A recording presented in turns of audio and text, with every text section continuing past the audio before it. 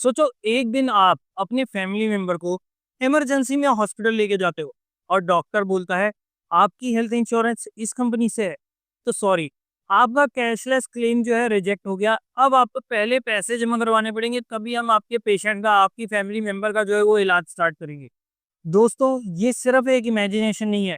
1 सितंबर 2025 से ये चीज़ एक रियलिटी बनने वाली है और इससे 15,000 से ज़्यादा हॉस्पिटल्स के पेशेंट्स डायरेक्टली इम्पैक्ट होंगे। अब सवाल ये है कि ये डिसीजन आखिर लिया क्यों गया, और उससे भी ज़्यादा इम्पोर्टेंट चीज़ है कि यहाँ पर इस जो डिसीजन लिया गया है उससे पॉलिसी होल्डर्स का क्या होगा। आज की वीडियो में हम सारा कुछ इसके बारे में डिटेल में बात करेंगे कि कौन सी कंपनीज के साथ ये चीज़, ये दुर्घटना जो है वो हुई है, ये डिसीजन जो है वो लिया गया है और उससे पॉलिसी होल्डर्स का क्या होगा और उन्हें अब आगे किस टाइप के स्टेप्स जो है वो उठाने चाहिए। तो आज की वीडियो में हम ये सारी चीज़ें जो है वो डिस्कस करने वाले हैं। सबसे पहले समझते हैं कि आखिर ये कैशलेस क्लेम सेटलमेंट होता क्या है।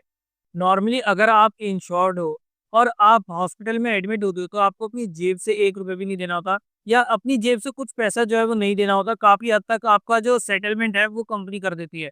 तो यहाँ पर अगर किसी को एडमिट होना है या कोई अपने फैमिली मेंबर को लेकर जा रहा है तो वो बिना टेंशन के जा सकता है कि हाँ भी चल, थोड़ा बहुत खर्चा तो हम बियर कर लेंगे, लेकिन मोटा पैसा जो है वो कंपनी वाले जो है वो कर लेंगे। क्योंकि आपने हेल्थ इंश्योरेंस ले रखी है तो इंश्योरेंस कंपनी जो है वो आपका बिल जो है वो डायरेक्टली सेटल कर देती है। और इसी चीज़ को बोलते हैं कैशलेस क्लेम फैसिलिटी।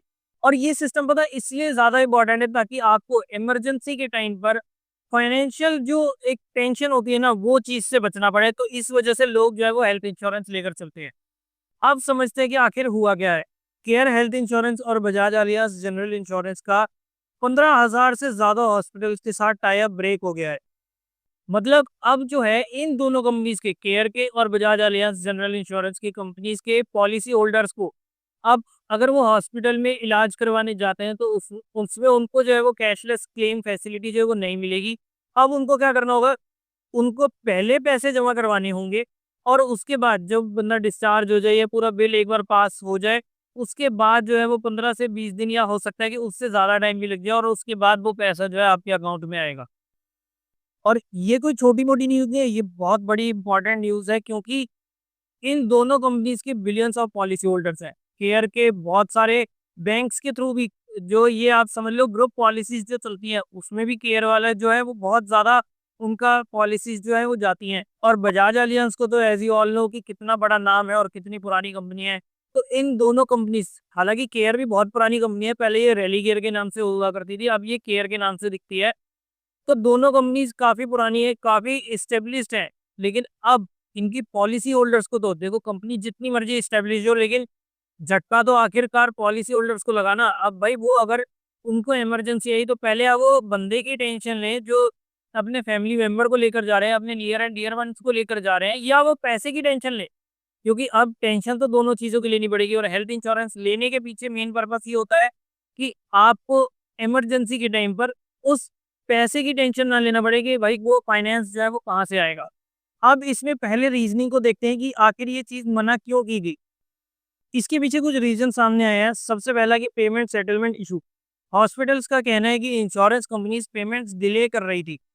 एग्जाम्पल लेते हैं कि हॉस्पिटल को 10 दिन में पैसा मिलना चाहिए था, लेकिन पेमेंट 30 से 45 दिन डिले हो रही थी। इस वजह से हॉस्पिटल्स का कैश फ्लो डिस्टर्ब हो गया।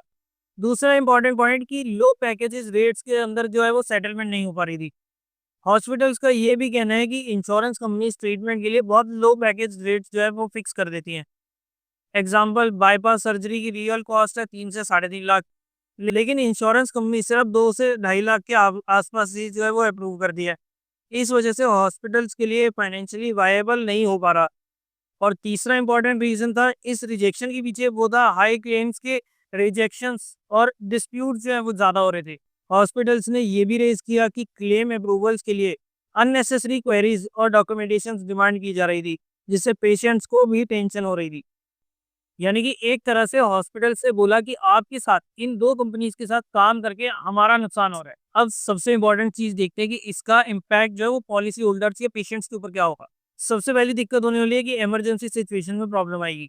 अगर आपके पास बजाज अलियांस या केयर की पॉलिसी है तो आप एक ऐसे हॉस्पिटल में एडमिट हो जाते हो जो अब टाई अप से बाहर है, तो आपको पूरा बिल अपनी पॉकेट से पे करना पड़ेगा। बाद में आपको क्लेम करना होगा, जो एक लंबा प्रोसेस है। दूसरी चीज़ कि रीइंबर्समेंट मोड यहाँ पर एक्टिवेट होने वाला है। कैशलेस की बजाय अब आपको रीइंबर्समेंट क्लेम करना होगा, मतलब पहले पैसा आप लगाओ फिर इंश्योरेंस से वापस लो। इमरजेंसी में हर किसी के पास लाखों रुपए कैश या क्रेडिट कार्ड लिमिट में नहीं होते हैं, और ये सबसे बड़ा रिस्क है, और यही चीज़ का यही बेनिफिट होता था। अगर कोई हेल्थ इंश्योरेंस ले रहा है तो उसे क्या होता था कि उस टाइम पर कैश जो है वो अपनी जेब से नहीं भरना पड़ता था। और तीसरी इंपॉर्टेंट चीज़, जो तीसरा पॉइंट निकल कर आया है, वो ये है कि लिमिटेड नेटवर्क हो गए हैं। दोनों कंपनीज के नेटवर्क अब छोटा हो जाएगा, मतलब पॉलिसी होल्डर्स के ऑप्शंस जो है वो और ज़्यादा कम हो जाएंगे। अब इसे एक रिलेटेबल केस से, एक एग्जांपल से जो है वो समझते हैं। सोचिए एक मिडिल क्लास फैमिली का पेशेंट दिल्ली के टॉप हॉस्पिटल में एडमिट होता है। ऑपरेशन का बिल आता है 4.5 लाख रुपये। पहले क्या होता था, इंश्योरेंस कंपनी डायरेक्ट हॉस्पिटल को पैसे दे देती थी, और फैमिली जो है वो अपना इलाज करवा के टेंशन फ्री होकर निकल सकती थी। बट अब क्या होगा, फैमिली को पहले 4.5 लाख रुपए अरेंज करना पड़ेगा, या फिर लोन या दोस्तों से, रिलेटिव से बोरो करना पड़ेगा। फिर उसके बाद उनको क्लेम का प्रोसेस डालना होगा, और उसके बाद कब पैसा वापस आएगा इसकी कोई गारंटी नहीं है। सोचो स्ट्रेस का लेवल कहाँ से कहाँ पर, मतलब कितना ज्यादा स्ट्रेस लेवल जो है वो हो गया। अब नेक्स्ट सवाल फिर ये आता है कि अब आगे फ्यूचर में क्या होगा। तो सबसे पहले तो ये है कि नेगोशिएशन की चांसेस तो काफी ज्यादा है, और इसमें हो सकता है कि आईआरडीए जो है वो थोड़ी सी दखल अंदाजी जो है वो करे। बहुत एक्सपर्ट्स बोल रहे हैं कि ये एक नेगोशिएशन टैक्टिक हो सकता है। हॉस्पिटल्स और इंश्योरेंस कंपनी शायद नए पैकेज रेट्स पर एग्रीमेंट कर सकते हैं। दूसरा है कि पॉलिसी के होल्डर्स का प्रेशर होगा।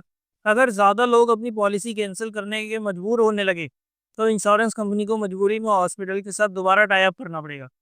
और तीसरी इंपॉर्टेंट चीज़, जैसे मैंने आपको बताया कि आईआरडीए की इंटरवेंशन हो सकती है, क्योंकि एक लार्ज स्केल इम्पैक्ट होने वाला है इस चीज़ का।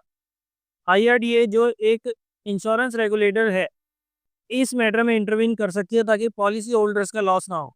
अब पॉलिसी होल्डर्स क्या करें, इसके ऊपर थोड़ी सी बात करते हैं, इसके ऊपर थोड़ी सी लाइट डालते हैं। अब इसके कुछ प्रैक्टिकल सॉल्यूशंस की बात करें तो सबसे पहले अपने नियर बाय हॉस्पिटल नेटवर्क की लिस्ट जरूर चेक करें। अपने इंश्योरर की वेबसाइट पर या ऐप पर जाकर अपडेटेड हॉस्पिटल चेक लिस्ट को चेक कर लो, क्योंकि 15,000 से ज़्यादा हॉस्पिटल्स को रिजेक्ट करा, और कुछ हो सकते हैं कि आसपास के आपका अभी भी कैशलेस फैसिलिटी के साथ मिल जाए। तो उस चीज़ को, अपडेटेड लिस्ट को ज़रूर चेकआउट करें। दूसरा, अब बहुत ज़्यादा इंपॉर्टेंट चीज़ होगी, अगर आप इन दोनों कंपनीज में से किसी की भी पॉलिसी होल्डर है, या अब इससे एक जनरली हमारे को एक आइडिया भी मिल रहा है कि आपको एक इमरजेंसी फंड जो है वो क्रिएट करके रखना पड़ेगा, और ये चीज़ अब बहुत ज़्यादा इंपॉर्टेंट होने वाली है, क्योंकि कब किसको कहाँ पर ज़रूरत पड़ जाए ना, इसका कोई आइडिया नहीं है। तो इसलिए आपको अपने पास इमरजेंसी फंड हमेशा तैयार रखना होगा कि कब ज़रूरत पड़ सकती है, इसके बारे में कोई नहीं बता सकता, और कोई पहले से प्रेडिक्ट भी नहीं करके चल सकता, क्योंकि अब पता क्या है, रीइंबर्समेंट के चांसेस ज़्यादा हैं। तो अपने पास एक कंटिजेंसी फंड ज़रूर होना चाहिए। और उसके बाद, अभी तो इन 2 कंपनीज़ के साथ केस है, तो अब अगर बहुत ज़्यादा प्रॉब्लम लगती है, और अब अगर आप फंड भी मैनेज नहीं कर सकते, इमरजेंसी फंड इतना नहीं क्रिएट कर सकते, तो हमारा लास्ट एंड फाइनल ऑप्शन आता है कि आप इसे पोर्ट करवा सकते हो किसी और कंपनी के साथ। और पोर्ट भी एक चीज़ का ध्यान रखना कि टाइम से पहले, अपनी पॉलिसी एक्सपायर होने से पहले-पहले करवा लेना, ताकि आपके जो बेनिफिट्स थे ना, ताकि आपको दोबारा ज़ीरो से स्टार्टिंग ना करनी पड़े, वेटिंग टाइम पीरियड जो है दोबारा सर्व ना करना पड़े। तो इस चीज़ का आपको अगर ध्यान रखेंगे, तो आप अपनी पॉलिसी को उसी बेनिफिट्स के साथ आगे दूसरी कंपनी में कंटिन्यू जो है वो करवा सकते हैं। और अगर आप इसके बारे में थोड़ी-सी भी डिटेल जानकारी लेना चाहते हैं, तो आप हमारे साथ कॉन्टैक्ट कर सकते हैं। मैं आप लोगों की पूरी हेल्प करूँगा, कौन-सी कंपनी में पोर्ट करवाना चाहिए, कहाँ पर आपको फैसिलिटीज़ जो है वो ज़्यादा अच्छी मिलेंगी।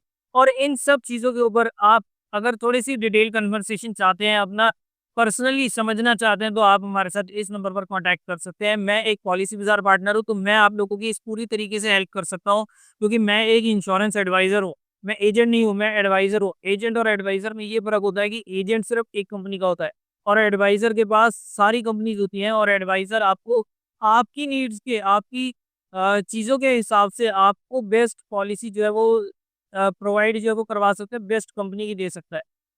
तो इसलिए कभी भी इंश्योरेंस एजेंट के पास ना जाएँ, हमेशा इंश्योरेंस एडवाइज़र को सिलेक्ट करें, जहाँ पर आपको मल्टीपल पॉलिसीज़ के ऑप्शंस जो है वो मिल जाएँ। तो जब भी अब आपको, अगर आपको पॉलिसी का रिन्यूअल आ रहा है, तो आप कोट करने के लिए आप हमारे साथ कॉन्टैक्ट कर सकते हैं, और हम आपको बेस्ट जो नेटवर्क हॉस्पिटल्स आपके नियर बाय होंगे, ताकि आपको सबसे ज़्यादा बेनिफिट मिले, तो उसके लिए भी आप हमारे साथ कॉन्टैक्ट कर सकते हैं। तो दोस्तों, एक तरफ इंश्योरेंस कंपनीज़ कह रही हैं कि हेल्थ प्रोटेक्शन ज़रूरी है, और दूसरी तरफ हॉस्पिटल्स कह रहे हैं कि फाइनेंशियल सर्वाइवल जरूरी है। और इन दोनों की लड़ाई के बीच में पिस्ता कौन है? वो है कॉमन मैन, एक पॉलिसी होल्डर। फिलहाल पॉलिसी होल्डर्स को अब करना क्या होगा कि सबसे पहले थोड़ा सा सतर्क रहना होगा, अपनी नेटवर्क हॉस्पिटल की लिस्ट को चेक करना होगा, और उसके अलावा देखना होगा कि आपको अगर कुछ नहीं समझ आ रहा, अगर आप इमरजेंसी फंड नहीं मेंटेन कर सकते, तो आपको बेस्ट पॉसिबल आपको एक ऑल्टरनेटिव यही मिलता है कि आप अपनी पॉलिसी को जितना जल्दी हो सके, मतलब रिन्यूअल से पहले, ये नहीं कह रहा कि आपने अभी पॉलिसी करवाई है तो उसको चेंज कर लो, नहीं।